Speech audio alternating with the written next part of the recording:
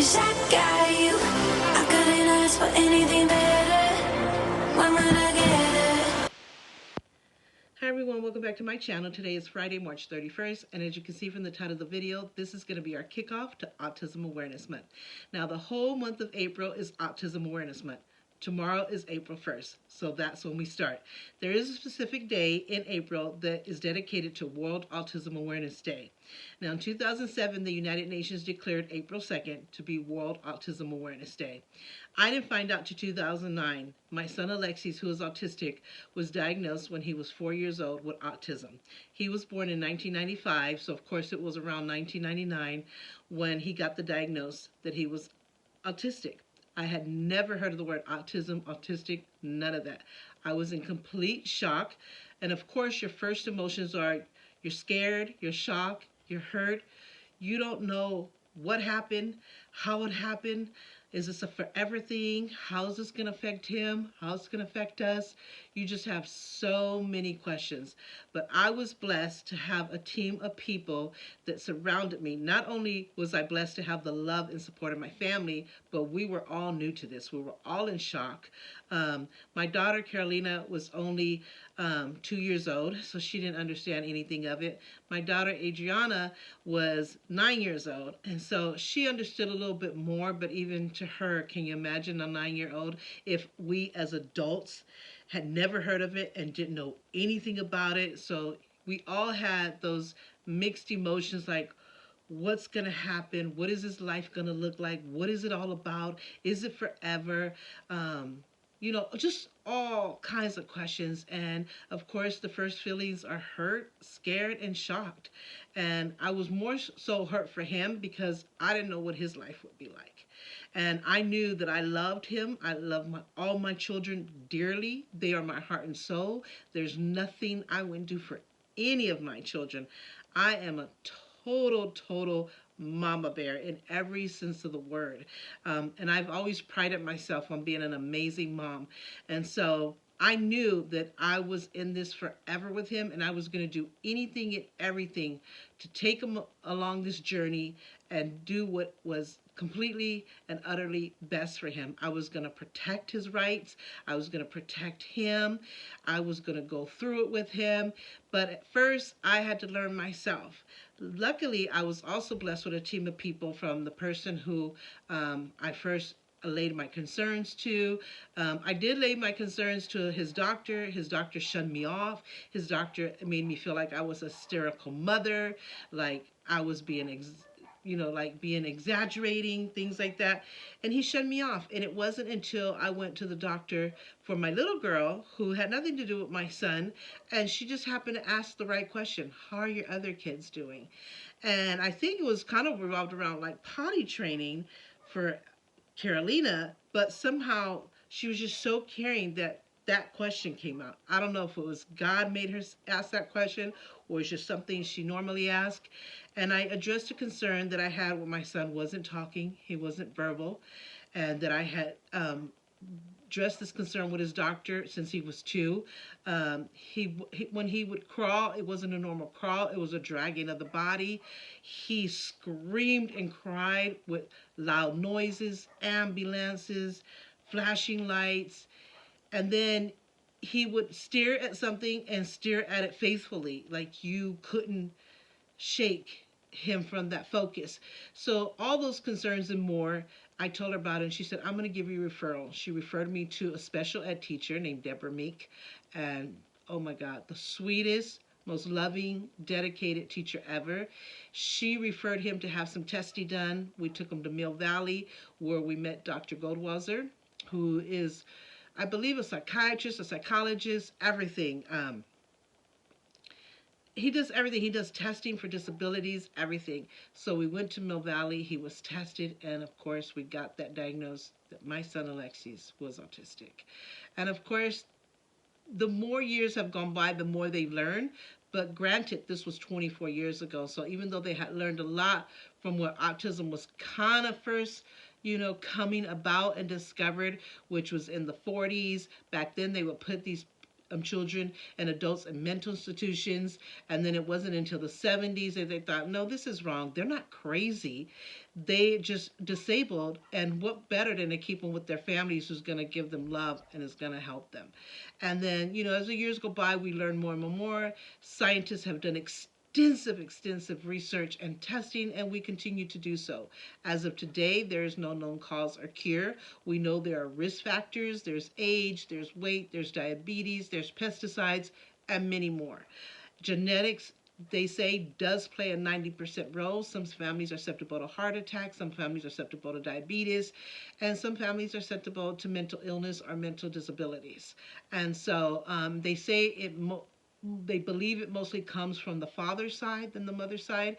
And my husband believes that because a lot of his cousins have signs of autism, even though none of them have been directly diagnosed. They're in Mexico, but they show signs of being autistic. Now, autism is a wide spectrum. There's mild, moderate to severe. My son falls on the moderate to severe, more in between. He's very high functioning. He has all that genius stuff that a lot of autistic children and adults have, but autism is very, very present. So, and he saw signs in his cousins, but of course, no one has been directly or exactly diagnosed. He also had an uncle who he now believes, after having experienced autism, that his uncle was autistic. So he believes it. I don't know of anybody on my side, that I can, but it could have been somebody I've never met yet or didn't get a chance to meet. So there's a lot of, they do say genetics plays a 90% role, but there is no known cause or cure. A lot of people will believe it's the vaccinations. I don't believe that because all my kids have had the same doctor. The two oldest had the same doctor and the two youngest had another doctor, but they had the same doctor. They all got the same vaccinations exactly around this, same way, same time, all that stuff. And only my son is autistic. So, and I think that a lot of people believe that. They did do research and say that autism happens during labor, during pregnancy, or during labor. So you don't even have a vaccination yet. So, and a lot of people may believe it's the vaccinations because they believe they have a healthy, normal child. And because autism doesn't start showing up or showing its signs until they're between the ages of 2 and 4. And that's around the time that they have been giving their vaccinations. So because they thought they had a normal, healthy baby, and then they have the vaccinations, they believe, okay, my child was fine, and all of a sudden they changed.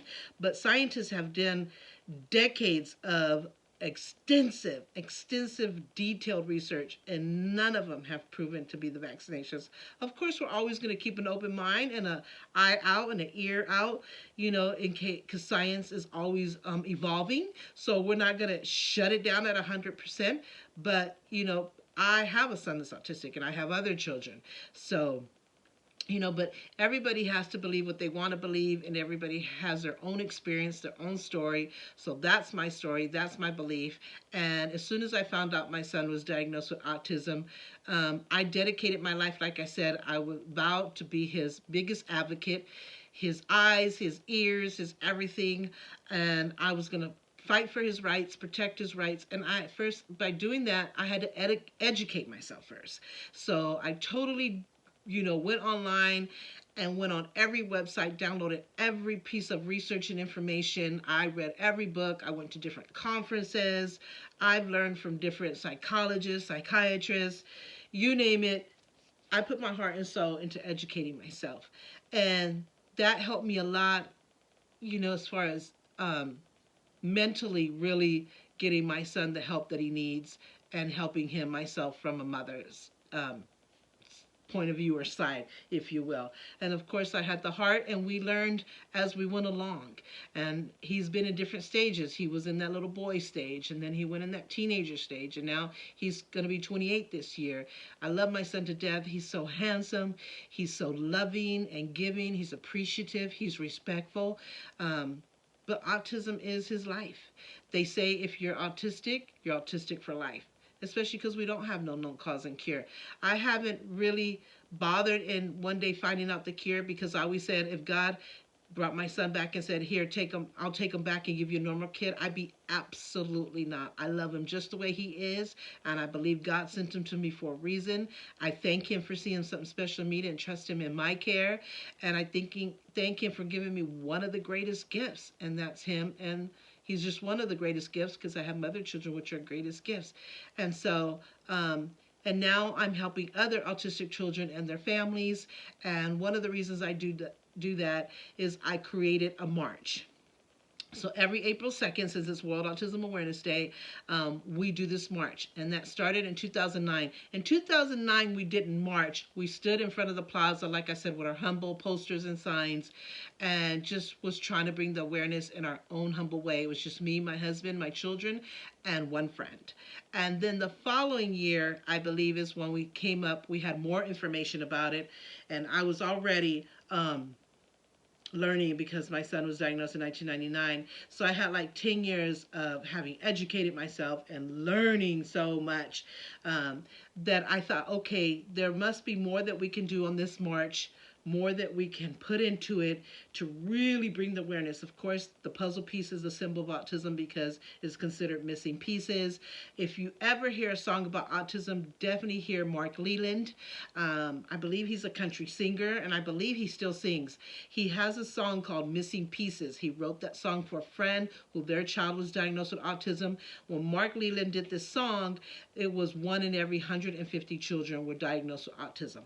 And so about the time that I started, that's what it was. 2 years later, it was 1 in every 188. Every 110. And then 2 years after that, it was 1 in every 88. And then a few years after that, it was 1 in every 68. Today, it is 1 in every 44 children are diagnosed with autism. And why more? Because scientists are continually their extensive research. Doctors have been trained. The whole psychology field has been trained to diagnose these children and adults. And it's just happening more and more. So there's 2 points of why the numbers are getting, like you would think, worse, because more and more people are diagnosed. Boys are 4 times more likely to have autism than girls, but we don't forget our girls. There's 4 colors for autism: red, yellow, a dark blue, and a medium or baby blue, if you will. The main theme color of autism is blue, because it happens more in boys than in girls, and it's a calming color for autism. But our piece is the symbol, and so that's what we do. So each year my march got bigger and bigger and better and more special. People around the world heard of my story and would come from states and other countries to meet me and my family, to hear my story, and to be a part of our march. And I'm so grateful. We've been featured in every newspaper publication pretty much. We've been featured on internet TV. We've been featured in the New York Museum. And it's just hundreds and hundreds of people that march with us. Some turnouts are better than others depending on the weather. It just depends. It falls on a weekend, it's always better than when it falls on a weekday, because it's always April 2nd, no matter what. So I'll share some of that. In one of the newspapers that we came out in, I'll share that. And there's 2 different ones: a Spanish publication and English publication. So if I remember to do so, I'll put pictures of that in the corners here somewhere. And different memories of how we started, our very first time in front of the plaza. I'll show pictures of that as I'm talking to you now and stuff like that. But I'm going to try to do like we do Vlogmas in December for Christmas. All the YouTubers, we have this tradition where we try to do Vlogmas. We really try with everything we have to do every day in December, but sometimes we can't make it. It's really hard to do a video, and then editing takes a long time, and then to upload it. And then if you've got your own life going on and life happens, sometimes we can't make every single day, but we really try. But I want to do something like that for Autism Awareness Month, since the whole month of April is Autism Awareness Month. I want to do a video every day in dedication of autism. Now I'm going to try to I'm backed up a little bit on videos, so I'm going to try to squeeze some other videos in between just to kind of catch up and get those off my phone, because as of now I record on my phone. I did get a nice new camera for my birthday, but I have to learn how to really work it. I'm not used to it. My phone is just fine. I could edit and upload the videos right from my phone. So it's so convenient and fast. But I really want to get to learn how to do it from a camera, so I don't fill my phone up with so much video and footage and have to delete it and have to wait till I edit it and upload it to be able to delete it. It's a chore. So it's not easy by any means. So bear with me if I can't get every single day, but it's a goal of mine and I really, really want to do it. So that's what we're gonna, and I don't know what I call it because for Christmas it's Vlogmas or Blocksember. I don't know what I'm going to call it, but I'm going to come up with a name for it. But yeah, so we got 2 days to put this march together. We put a lot of time, money, and work into putting this march together. It all comes from me. I don't have really sponsored donors. I've never had sponsors.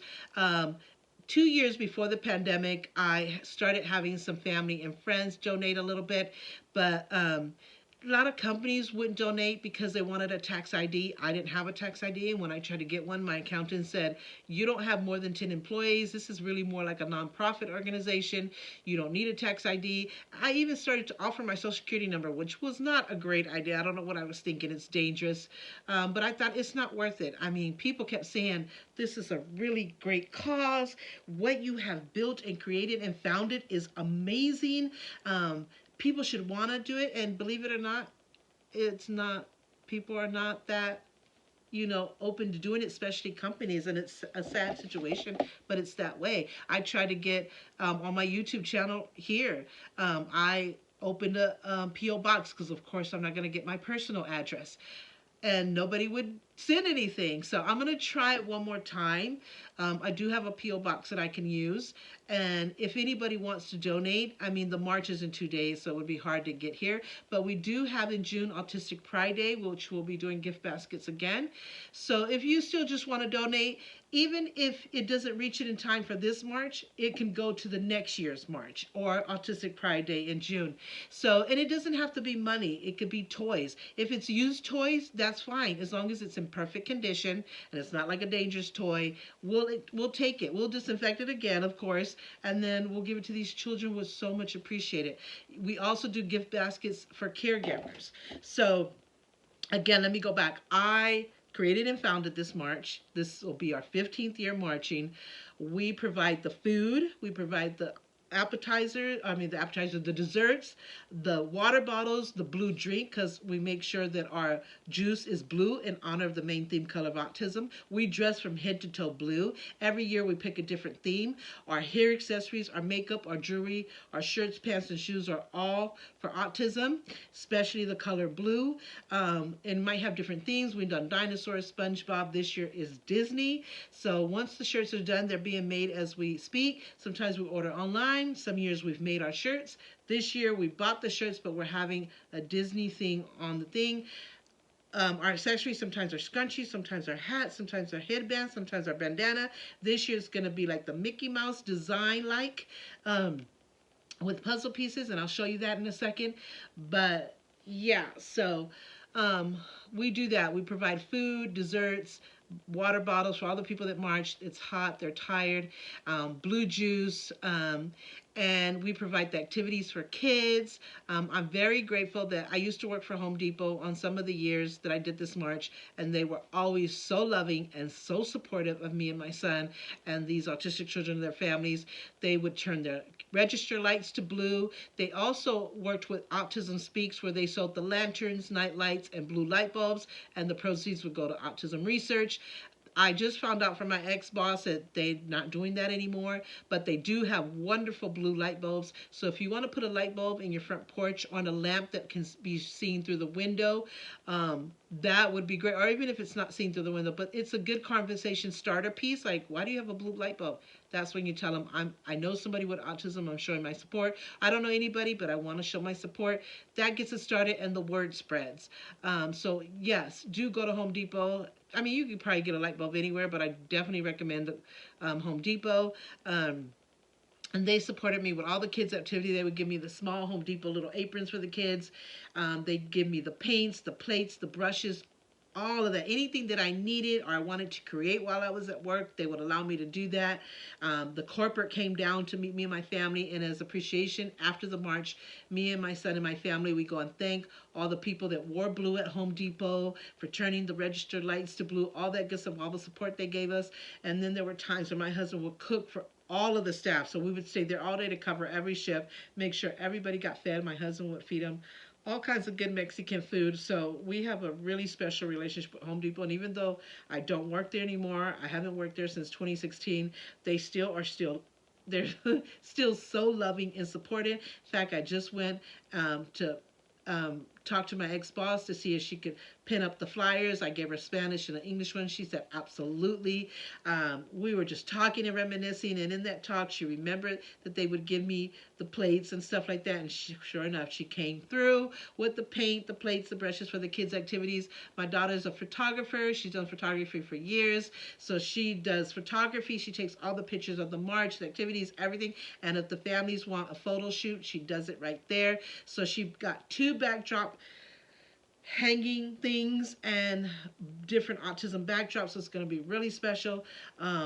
So my daughter Adriana, she does the social media, so she spreads the word through all the social media platforms. She does all the flyers, she puts it together, chooses the pictures are going to be on there. I give her all the information that I want to be put on there. She puts all that together.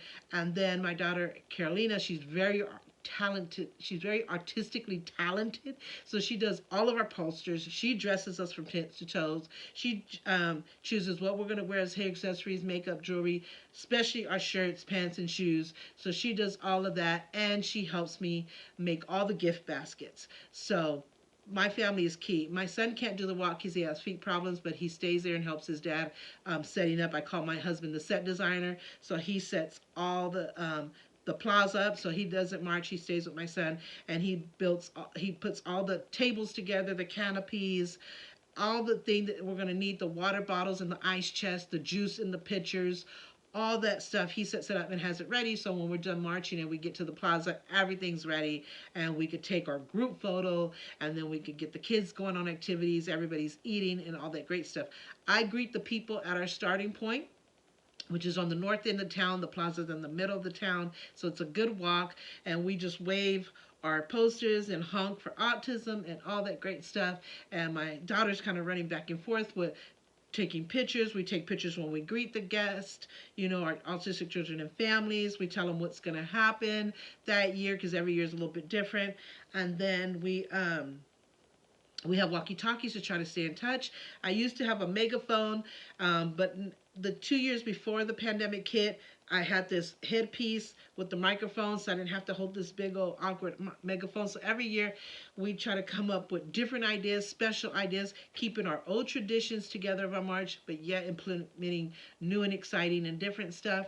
So yeah, so I'm going to take you through that whole journey of every single thing that we're providing and doing, and so you can see all about it. Like I said, I'm trying to do versus just a couple of days of videos. I'm going to try to do the whole month's worth, since it is Autism Awareness Month. So right now, what I was going to show you, I'm already 22 minutes into this video, but I'm going to try to show you real quick a few things that's going to be a part of the march. So one of the main things, we have not been able to march 3 years because for the last 3 years because of the pandemic. We were all ready to go in 2020. We had all the gift baskets done. We had already had our outfits done, everything, when the news broke that we were in a pandemic. It said you could gather for 250. I said I could probably still pull it off because we didn't know how serious it was. And then, of course, people in Italy and around the world started dying. And then I just prayed about it and talked to my family, and as much as it broke my heart, and I thought we could do the sanitizer, we could do the gloves, we could do the mask, but it got down to 50 people, and then I knew that I was going to have to make the decision of canceling the march, and it just broke my heart because it's truly my labor of love. And then so we had to break all the gift baskets down and put them in bins. So we haven't physically been able to march, even though we've been virtually present with doing contests, drawings, giveaways, present through this whole time in our Facebook page called Autism Faces.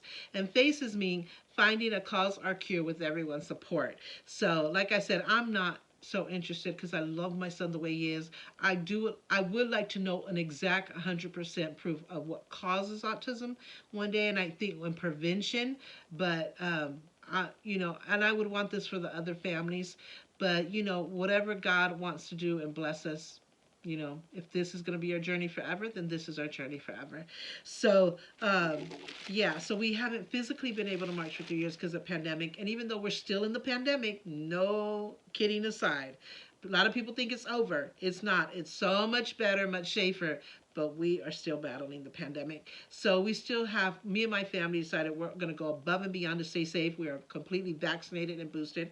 But even being totally vaccinated and boosted, we got COVID for the first time after 3 years in November. And my husband dropped his guard down. He took his mask off while we went on vacation. And so, but the thing that the vaccination and boosting saved us, it really saved our lives. Even though I saw death's door, it saved our life in the fact that we didn't end up in the hospital and die. Thank God, because we were vaccinated and boosted. But this is so exciting this year because we're physically getting back to our march after a 3 year absence because of pandemic. So it's really going to be special this time more than ever.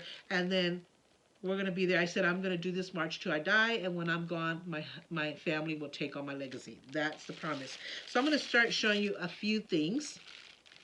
I don't know if I should do a separate video. I think yes, I'm going to do a separate video. So I'm going to call this video just the background information, basic information of my son, who he is, how and when he was diagnosed, some basic information about autism, and how this march started and where we are today. So I'm going to leave this video here. Look out for the next video, which you'll see the same clothing and everything. Then I'm going to show you few of the things that are going to be incorporated in this march. And so yeah, you'll get to see the whole journey. You can also go back to past videos. I do this every year and see all the years that I've done it on YouTube. So yeah, so you can kind of get more of a feel of how it's evolved from the time I started sharing it on YouTube till now. So anyway, thank you so much for watching. Don't forget to subscribe if you haven't done so already. Don't forget to hit the notification bell because it's the only way you get heads up on every time I upload a video. Like, comment, share. I'm going to try to put in the description bar the P.O. box if you would still like to donate, even if it doesn't make it in time. You can still donate it and we'll keep it in the bins for next year or for in June, Autistic Pride Day. Or we will do some kind of drawing or giveaway and give it to the people throughout the year because for us, autism is 24/7. It's 365 days. So that's how these other autistic children and their families feel. So again, thank you so much for watching and look out for my next video. Take care.